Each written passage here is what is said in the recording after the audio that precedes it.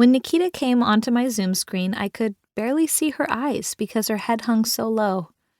She was scared to start therapy, as she'd never done it before, and all she had to base it on was what she'd seen in TV shows and movies.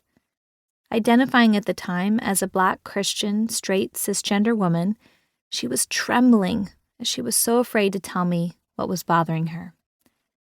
I shared with her that my goal as a therapist was to create a totally non-judgmental space, and that there was nothing she could say that could shock me. Hearing this, she started to open up, as she would later tell me she'd never before had a safe space to fully explore who she was. She disclosed that for years she had been battling addictions to vaping, getting drunk, and then online shopping. After she'd grapple with each long day, this cycle would be Nikita's way of numbing out from the world so that she didn't have to sit with the full weight of the pain. Over time, this led to her feeling disempowered, as she lost faith in her ability to feel in control of her life. With thousands of dollars in debt from vape cartridges, liquor, and shopping sprees, she no longer trusted herself.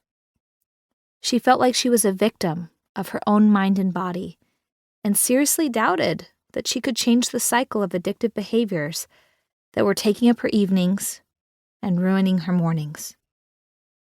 You likely know how this feels if you've experienced any kind of addiction. You steel yourself at the start of the day, promising yourself that this time it will be different, only to be disappointed when the same patterns occur that night. You go to bed feeling ashamed, yet you promise yourself that tomorrow you'll make a change. This is how the cycle felt for Nikita, day in, day out.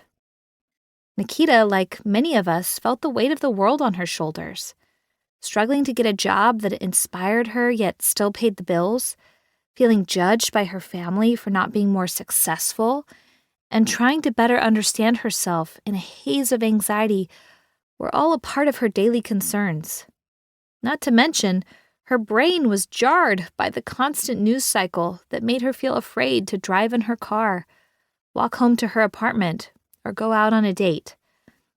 Basically, it felt daunting just to be alive, she'd tell me.